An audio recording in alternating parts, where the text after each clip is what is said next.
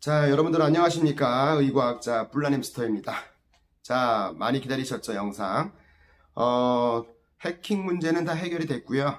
일단 구글 측에서 문제 없을 거라고 통보가 와서 오늘부터 이제 신규 영상을 업로드를 할 예정입니다. 자, 오늘은요, 좀 제가 여러분들께 어제 그 커뮤니티를 통해서 좀 중요한 내용을 올리겠다고 말씀을 미리 드렸잖아요. 아직 제 목소리가 조금 완전히 회복이 안 돼서 좀 듣기가 힘드시더라도 양해를 좀 부탁드리겠습니다. 자, 그래서 오늘은 여러분들께서 그 알벤다졸을 복용들을 많이 하고 계실 거예요. 약국에서도 쉽게 구매할 수가 있기 때문이죠. 제가 지금까지 알벤다졸, 메벤다졸, 펜벤다졸의 항암 효과에 대한 다양한 논문들을 소개를 시켜드렸지만 부작용에 대해서는 언급을 거의 안 했을 거예요.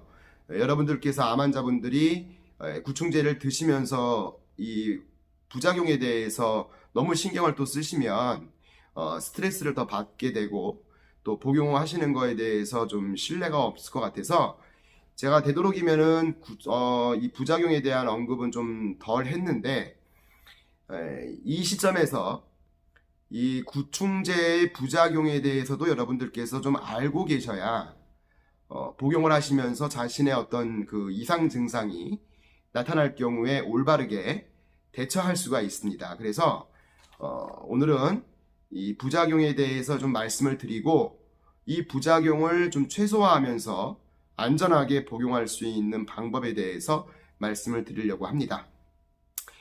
그 2018년도에 서울대학교에서 그 알벤다졸과 프리지관텔 두 구충제에 대한 안전성과 독성에 대한 요 모니터링을 한 리뷰를 발표를 했습니다.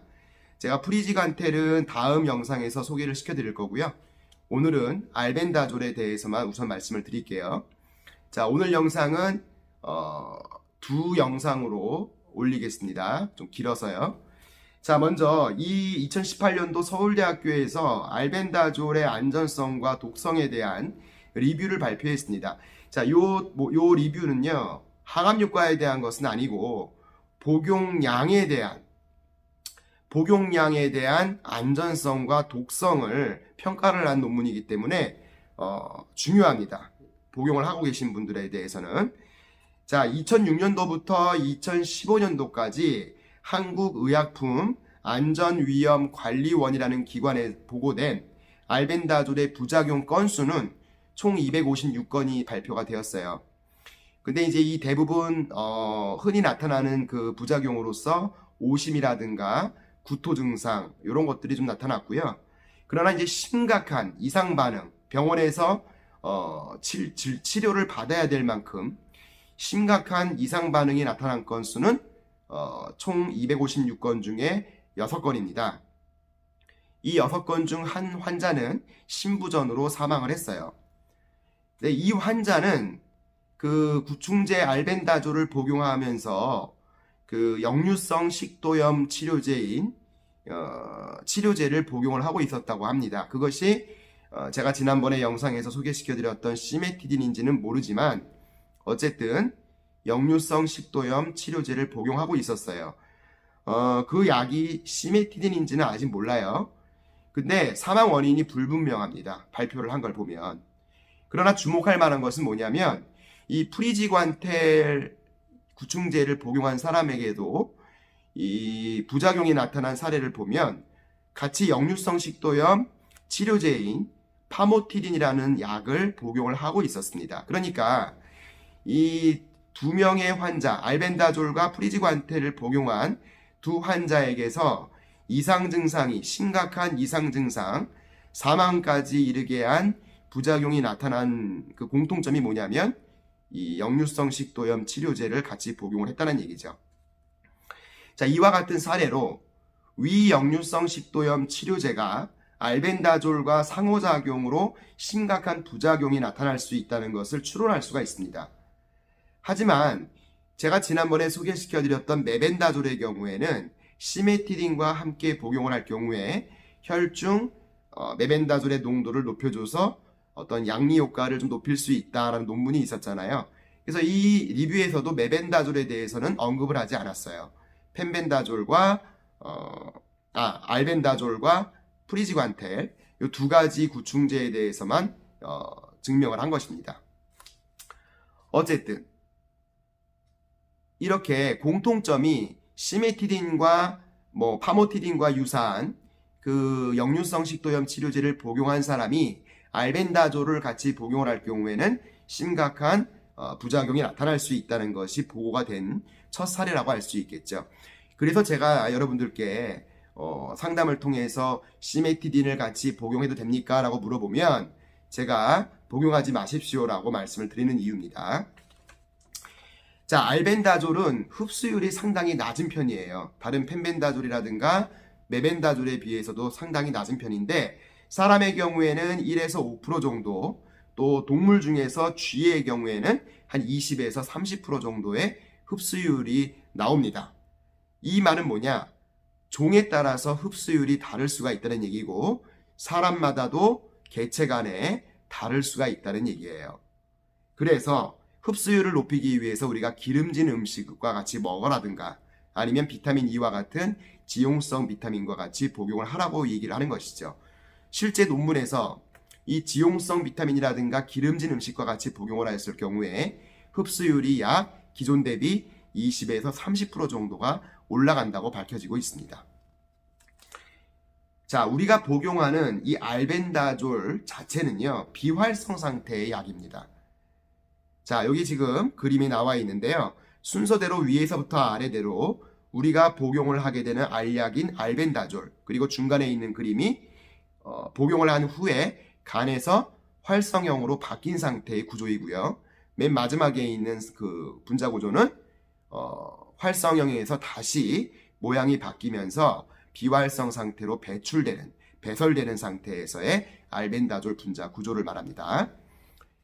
간에서 대사가 이루어져야지만은 이게 활성형으로 바뀐다는 얘기예요. 그래서 알벤다졸이든 펜벤다졸이든 메벤다졸이든 우리가 복용량을 높이게 되면 그만큼 체내에 흡수되는 양은 많아질 것입니다.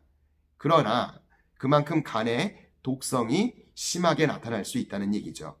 이 점이 매우 중요합니다, 여러분들. 그래서 무조건 펜벤다졸이나 메벤다졸, 알벤다졸의 복용량을 높이는 것이 중요한 것이 아니라 기본 용량을 복용하더라도 체내 흡수율을 높일 수 있는 방법을 고민하는 것이 더 중요하다고 생각을 하죠.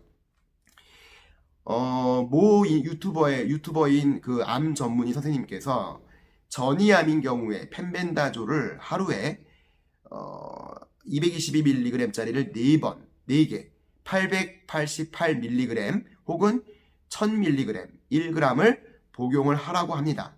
저는 사실 그 내용은 동의하지 않아요.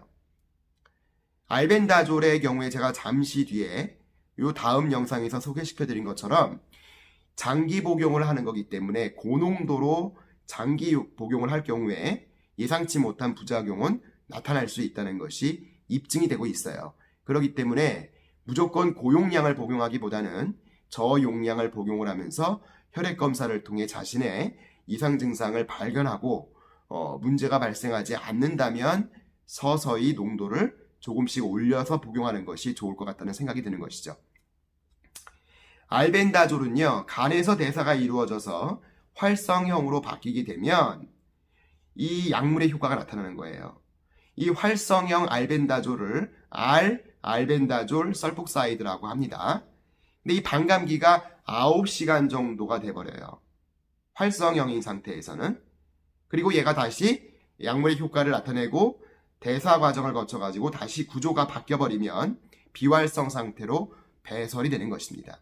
그래서 담즙 분비가 제대로 안 되거나 담낭을 제거를 하신 분들은 제대로 배설이 되지 않기 때문에 복용하는 것에 대해서 조심하셔야 된다는 얘기입니다. 만약에 아까 제가 말씀드렸던 역류성 식도염 치료제인 시메티딘이라든가 파모티딘과 같은 약을 같이 복용을 할 경우에는 알벤다졸 설폭사이드의 반감기, 그러니까 활성형 알벤다졸의 반감기를 기존 9시간보다 훨씬 늘릴 수가 있겠죠.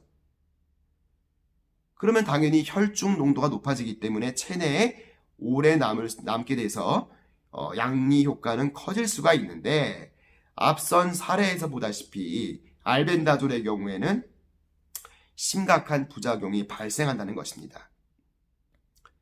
같은 계열의 구충제라고 해가지고 동일한 것이 아니라는 얘기입니다, 여러분들. 따라서 이 두 약물의 상호작용 기전이 정확히 어떤 것인지를 아직 모르기 때문에 병용하는 것을 권유드릴 수는 없습니다. 차라리 그냥 비타민 E라든가 커큐민, CBD 오일과 같은 지용성 약물과 함께 같이 복용하는 것이 더 안전하다는 것이죠. 여러분들, 알벤다졸이나 메벤다졸은 사람용 구충제이기 때문에 어느 정도 그 복용량에 대한 그 안전성이 확보가 되어 있는 상태예요.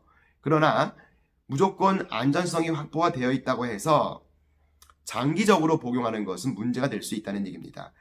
이 구충제의 목적은 구충이잖아요. 그죠? 기생충을 죽이는 것이기 때문에 그거에 맞춰서 복용량이라든가 복용 방법에 대한 안전성이 확보가 되어 있는 것이지, 항암 효과에 대한 안전성이 확보되어 있는 것이 아니라는 얘기입니다.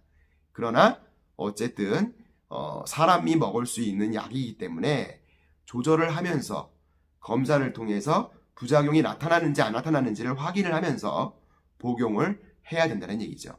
자, 그럼 다음 영상에서는 이 알벤다졸에 대한 그 장기 복용을 했을 때 어떠한 부작용이 나타나고, 또 그 안전하게 복용하기 위해서는 어느 정도로 용량을 설정해야 되는지에 대해서 여러분들과 함께 만나도록 하겠습니다.